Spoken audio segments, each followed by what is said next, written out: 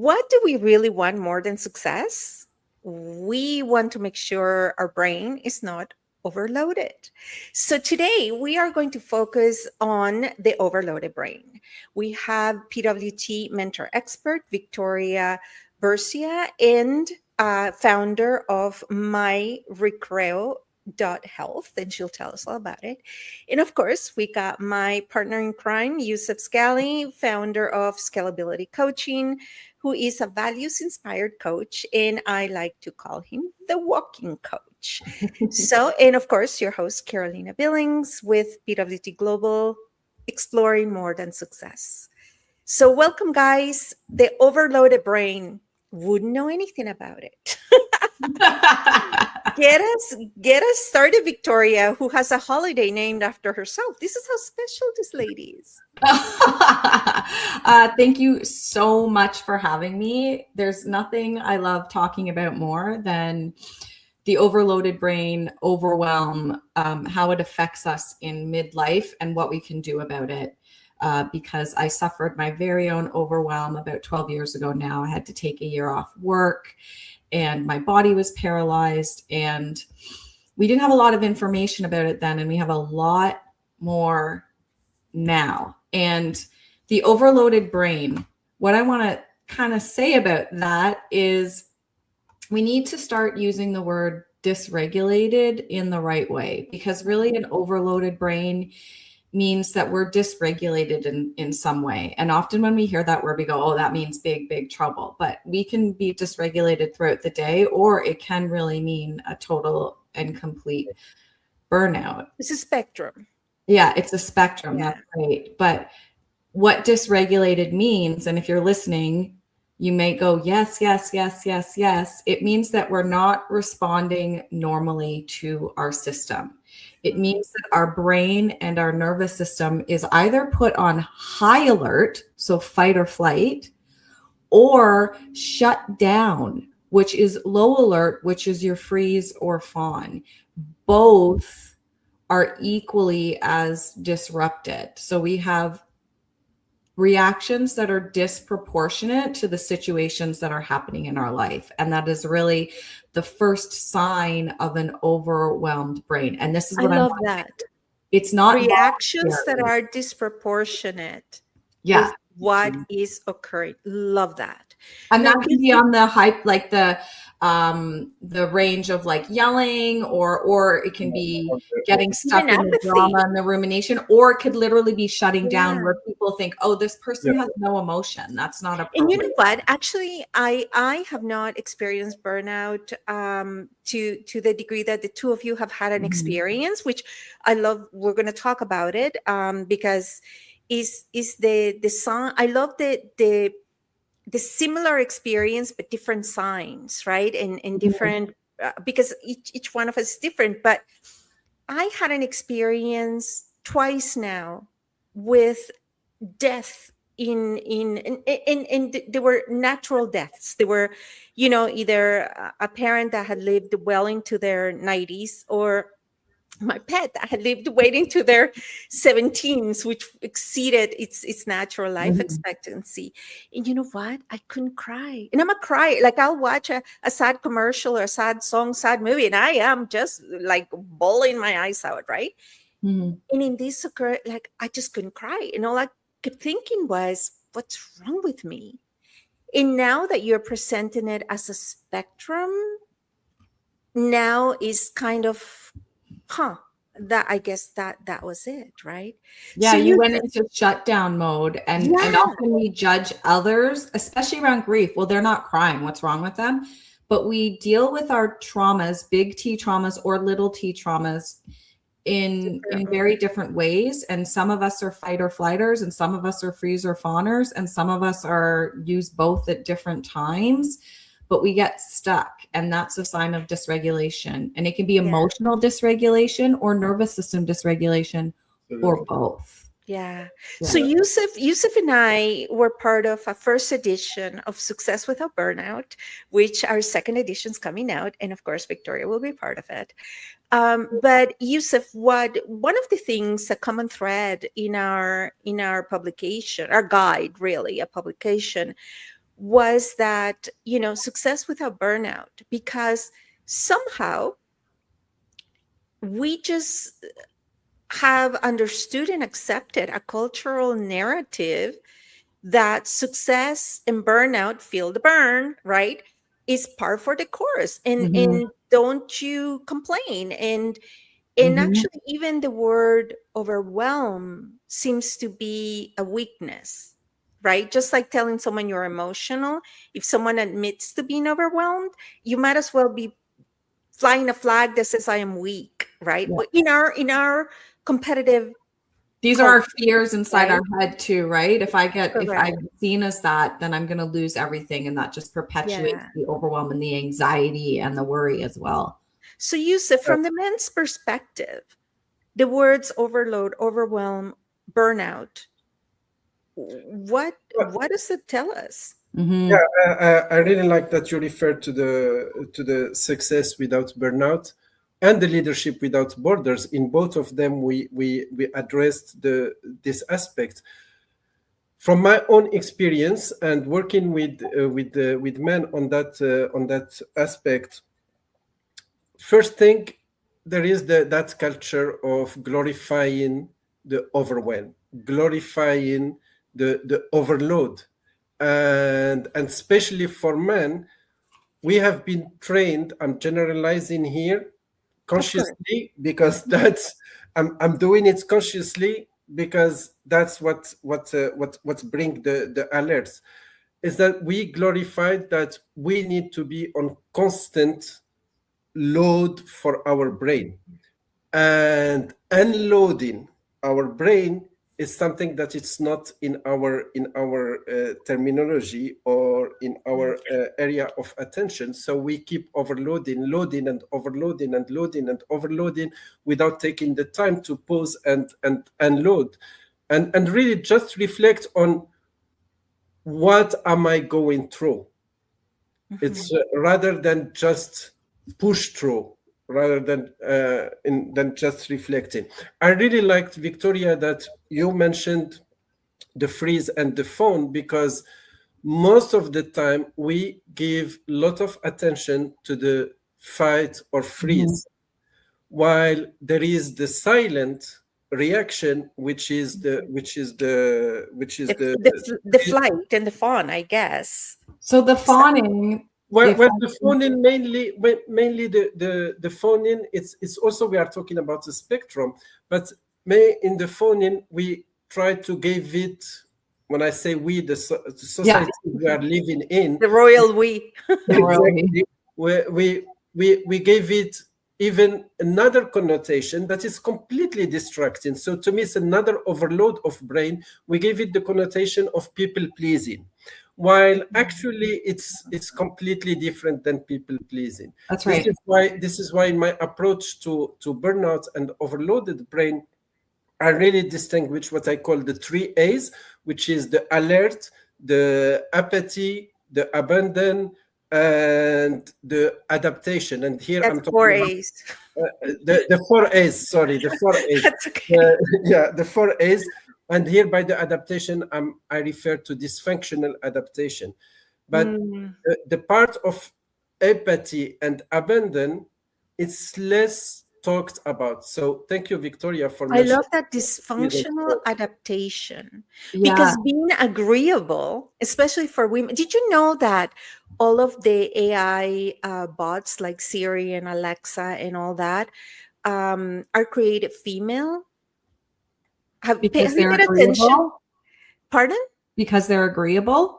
Because correct, because they're not intimidated and agreeable. And it goes to that perpetuation that women are meant to be agreeable. I think there's, from the female perspective, I love this because Youssef, I think you focus more on men and I focus more on women, and there's a lot of synergy here.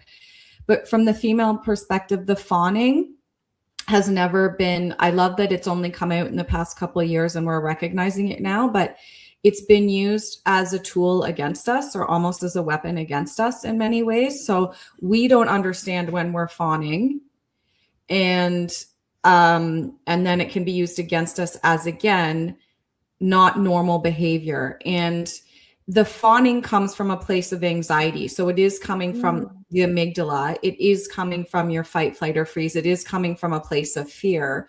But what women often do with the fawning, and men as well, but from the women's perspective, is if there is someone that it has authority over us or has power over us, even physical power, fawning is when we start giving them compliments because we think that will alleviate the fear of their power. And so we really need to be having discussions about how fawning is a part of dysregulation as well. And it's a part of that survival mechanism. And we often get judged against it. We say, oh, well, you made a complaint against this person, maybe at HR in a toxic workplace, but you speak highly of them and you give them compliments. And we need to recognize that kind of behavior is an overloaded brain as well. And it is a survival mechanism. We're not choosing to do those things. We're not volunteering to behave in this dysregulated way. Our brain and our nervous system are guiding us to do that because of a place of anxiety and fear. And you know what? I'll take it one step further, because you said those that have power and authority over us. Yeah. There's also the fawning or the appeasement of those that have perceived power. Yes, thank you for that. That have Right? perceive that they have Could be a power. relationship, that could be That's a right. parent. Like a lot of the bullying, we always think men-women dynamic when it comes to bullying. But you know what? I've seen more women bully women than men bully women. Yeah, Like, at least in my personal experience, right? Mm-hmm. And you are commended as a peacekeeper, right? And especially in a household, like as the mom, you might be the person that's always keeping the peace between everyone, right? But instead of addressing the issues, instead of like teaching people how to, debate or moderate their disagreements, or learn compromise opposite to appeasement. And I am guilty. I have part of my master's is in conflict resolution, because I don't like fighting. And a lot of times, I have lived by the ethos that I'd rather be happy than right. That's right. That's an important point, Dr. Carolina, because again, when we think about conflict resolution, our brain systematically think fight, that we are fighting. While a conflict resolution, there is the conflict and there is the resolution. And the reconciliation. We don't think about the resolution. Exactly. We're We focus on the conflict. Exactly. And that's really important. And that comes back to, again, the overloaded brain. Overloaded brain. Yeah. I want just to come back onto the Victoria mentioned the HR, and both Dr. Carolina and I come from an HR background and the corporate background. And again, we think of the human resources or in a corporate setting as the ones who are there to please everyone. Yes. Yes. And the ones who are there to take care of each individual and the collective of the organization. But at the same time, we don't take ownership. I use we a lot, and again, because I want every listener to identify with what we are discussing here, is that do we take really the time to own what we are going through before throwing it to the HR or through the leadership of the organization? This is why when we talk about the overloaded brain, it starts with your brain first. Yes, and actually I was just thinking that, because one of the things Youssef and I have had a very similar scaffolding in our careers, and we both had both the finance and the HR portfolio, right? So it's like two sides of the engine coin. And you know what? They talk about the overloaded brain. Oftentimes, leadership doesn't have anyone to turn to. is, you know, when they say the buck stops here, yeah, but there's still a human behind there. And often what happens, it's interesting, you come from corporate, I come from government. Oh, so hello. We're kind of covering all the bases. So you do not know dysfunction. Well, no, government has very toxic workplaces as well. That's why I had burnout and left. But yes, so it doesn't matter whoever the leader is, what you're saying. So if you look in government too, like I worked for a municipality, right? If you look in government too, the leaders, the buck really does stop there. But how can we care for our communities, and how can we make changes in our communities if we're so dysregulated and overwhelmed that we can't see we can't see to the front lines even? So like, and the human goes home to deal with their family and their loved ones and traffic and other, you know, innocent bystanders, right? That's right. So the overloaded brain is huge. Have you ever heard of the term cortical gaslighting? No. So when you're stuck in this place of overwhelm, dysregulation, burnout, often what happens is the first step we're kind of told is to practice some mindfulness, right? But often the types of mindfulness that we kind of go towards or that are recommended are actually forms of overriding our feelings.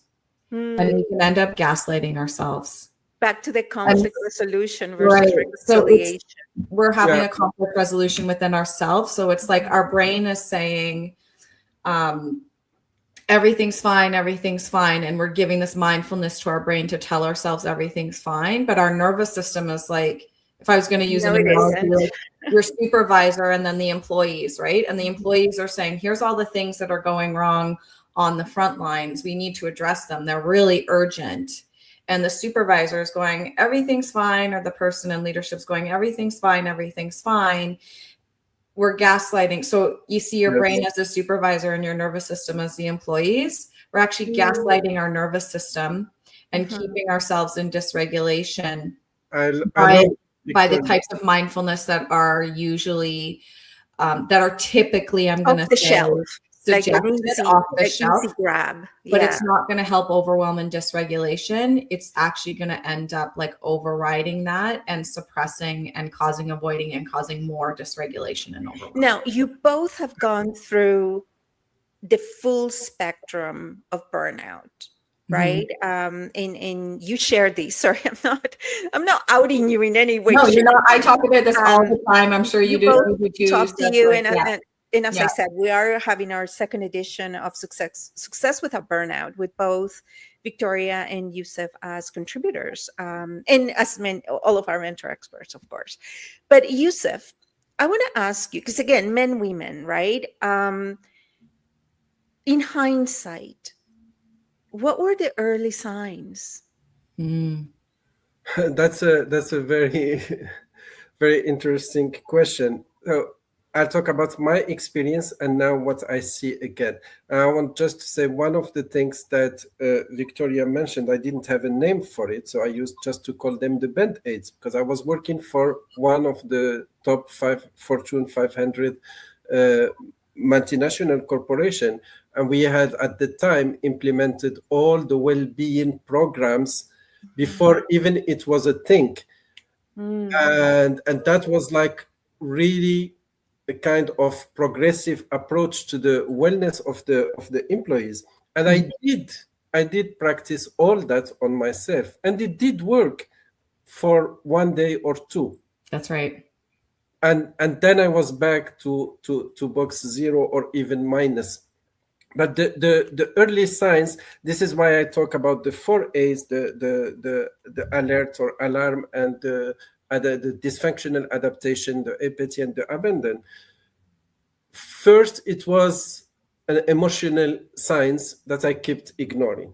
It's just things that I enjoyed to do at work. Still, I'm talking about work. But then it started going beyond the office, and that's something that most of the time we miss. I'm having a fight with my partner for something that is completely related to work, but I'm blaming my partner for that. but just to say first, it was that irritation, that constant things, just like Victoria is my colleague. I used to hang out with her. I used to exchange, but then suddenly everything she says in the meeting become irritating to me. And I just choose to ignore that and blame Victoria for that. I think Victoria is to blame rather than blaming myself. That was the emotional, different emotional science. That's just one of them. But in my case, it was 2 years series of tonsillitis, and I was just self-medicating, and every time I was saying, it's just a cold, it's just the bad weather, I'm just having a bad week, I'm just having that, without realizing that this is completely linked to the immune system, especially the tonsillitis linked to the immune system, and that the stress can affect heavily the immune you system. normalized it, Right. Yeah, exactly. Yeah. So that was the part of the dysfunctional adaptation. I'm just, okay, I'm getting irritated, so what I will do, I just avoid to be in the same room with Victoria, and I continue till I get irritated by Carolina, and then I continue to the next And you're one. just building the Exactly. anger and the anxiety, right? And that was a 2 years. That was a 2 years journey, until I got a heart attack, actually, and then it was like, okay, and I was forced, even with that, I was forced to take medical leave. Yeah. Because even with that, I was like, burnout? What are you talking about? I had a heart attack, not a burnout. Strong. Yeah. I'm strong man. Wow. I am a strong man. Burnout doesn't happen to me. No, it cannot be. You misdiagnosed me. But now what I see more often with my clients, and this is really important because burnout unfortunately became a trending word, fortunately and unfortunately, is that we started mixing, again, talking about overloading our brain with sometimes some misusing some words. So if you are just having a bad day, we are calling it burnout. If you are having a serious burnout, you are just calling it again burnout. So it's confusing to our brain, and we are having it even more difficult to distinguish between real burnout and the spot stress.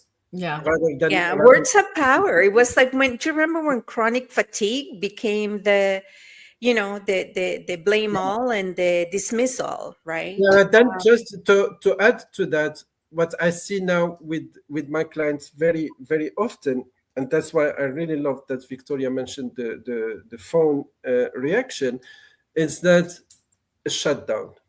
Just they start really shutting down, especially men, just becoming less interested in even any social interaction. Like a numbness. Exactly. That emotional numbness that, you know what? I enjoyed to go with my friends, have a drink, have a walk, and so on. And now I'm so exhausted. I just want to be by myself. But still, they won't realize that this exhaustion is deeper than that. Yeah, that's right. I agree. The other extreme that I see, and it was my case, it's just pushing through. So every time I was like, just, you know what? I will just work more. I will do more. I will keep doing more. If you're going through hell, don't stop. Keep going. Right? Like, and these are the adages that we live by. Yeah, we do the push through with our wellness as well. So we often go, I just need to push through this mindfulness, or I just need to push through this workout.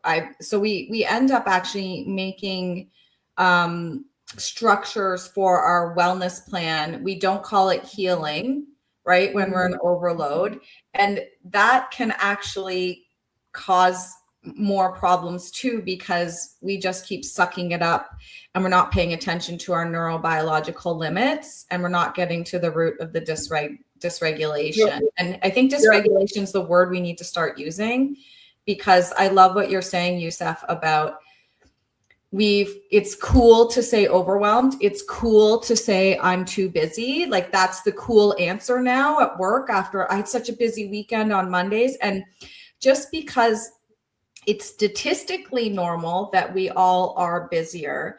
Doesn't mean that it's normal behavior and normal for our bodies and our brains, that these are normal loads. They're not normal loads, and you're not the cool kid if you're busy or overwhelmed. But all of a sudden, the cool kids on the schoolyard are the busy and overwhelmed ones that are stressed out and not actually functioning as happy, joyful human beings, and not actually having functioning relationships in many ways. And the ones that aren't are not cool because we're not productive. I'm using quotation marks if you're listening to this. Yeah. And you know, something really interesting too, when it comes to overwhelm, burnout, and societal expectations, right? Is the people around you, you know, is they keep projecting what they think you want or what they think is good for you, right? And if you are on the agreeable, or if you are wanting to show up for your family, right, you may end up doing things or buying into things that really are just not nurturing you. That's right. I believe are the early stages before it gets to overwhelm, before it gets to overload and burnout, right? I just had a conversation with a friend of mine, and I can't even remember how it came out. And she wholeheartedly said to me, Carolina, I wish wealth for you. Like, I want to see you wealthier than you ever imagined. And I remember just kind of like chuckling, like, yes, so you should, right? Like, kind of making a joke. And then I processed that afterwards, and I thought, that's not what I want, right? That's what she wants. That's correct. Yeah. And it's like, for herself. That could not be further from what motivates me. Like, I'm not going to say no to, you know, a bag with dollar signs at my door, but it's not that's not my motivator. That to me is an outcome, is not a motivation. But after she said it, because when she said it, I feel uncomfortable, and I was unsettled for a few, you know, a short time after, until I went back and I reconciled. It's like, but that's not what I want. Yeah, on the expectation, Carolina, that's very important what you mentioned about the societal expectation, and that's why we work on really writing your own scripts for the next chapter of your life. But there is also an exercise that I like to do with my clients, especially men, on the expectations we set on ourselves. So especially on the family and the social part. And a simple exercise, I just ask them to write the 10 expectations that they think the most important people in their life expect from them. And then have a conversation with their significant other or their parents or siblings or close friends about, do you really expect that from me? Yeah. And I can tell you, most of the time they come back to me and they say, oh wow, that was an eye-opening exercise. Simple, but I realized that I was overloading my brain with expectations that no one was expecting from me, actually. Yeah. Oh, yeah. Brilliant. That is absolutely brilliant. I love that. Love that exercise. It reminds me of one that I do with my female clients too, because often with women, when we get into that place of overwhelm, and this has to do with the lack of estrogen in the brain, and there's a lot of science around, which I won't explain today, but we will get back to. We will get into that. Often with women, we go to either the place of pushing through, but our drive to push through that overwhelm becomes very fear-based in terms of nobody's going to like me, I'm not worthy, and it really affects our self-esteem. And then we go into a place of fear of actually losing our relationships. If I say no to this person because they asked me to go out for dinner with them, their expectation of me is to be there for them all the time. And if I say no to them, I'm going to lose that friendship. Yeah. And so I do an exercise with my clients, which is more on the emotional side, where I actually ask them, and it's very hard to do, but I ask them to choose 1 or 2 friends or people that they have relationships with. They feel have these, like, if they're not perfect for them or whatever, they don't meet their expectations. So ask them to write them a letter, to write my client a letter about all the things they love about them or why they're friends with them. And usually what happens is the women are very afraid to ask somebody to write the letter, because that alone is disrupting this expectation of we have a perfect friendship or whatever it is. But generally what happens is the person that writes the letter feels so honored that they've been asked to write this letter, and what my clients get in return is beyond their expectations of what they thought that person thought of them. Because again, when we're dysregulated, we can't read emotional cues and we live in a place of fear. And it's an opportunity for us to receive some love because we asked for it.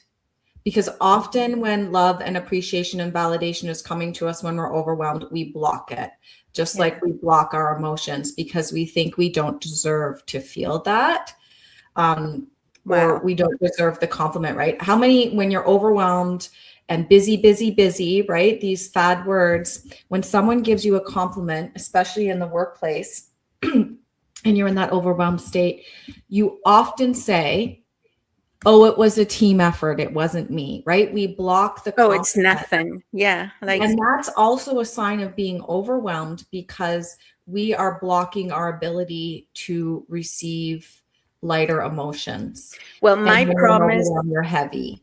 Yeah, my promise to our friends and audience and colleagues and in the world at large is that we are going to continue this conversation. We are actually over time. Because we could continue this forever. And the last thought that I have in my observation and experience is that women over-deliver on the emotional and shortchange themselves in the financial, like the planning, and men over-deliver the financial and they shortchange themselves on the emotional, the needs and what's needed, and to, what causes overload, what causes overwhelm, and burnout. So on that note, we do have a gift from Victoria, because she's of course part of our 1 Million Woman Challenge from Powerful Women Today, our sister brand from PWT Global. And we'll put the link below. And can you tell us in a minute or less what that gift is, Victoria? And then we'll wrap up. Yeah, it's a printable tool. It's a 10-minute break for the overloaded brain. And what it does is it actually walks you through a science-backed 10-minute quick process that's going to help you actually find the dysregulation in the moment and help your nervous system regulate. So for example, if you're feeling really stressed out, pull out this PDF and go through the steps of what it says. And it's neuroscience based to actually get to the dysregulation, not just covering it up with mindfulness and avoiding it. Fantastic. And my promise is that we're coming back to do more conversation, more discernment, and to, just awaken, right? Get off autopilot and begin to listen to our body, to our mind, and our spirit. So thank you, everyone. And until next time. Thank you so much, Victoria. Bye.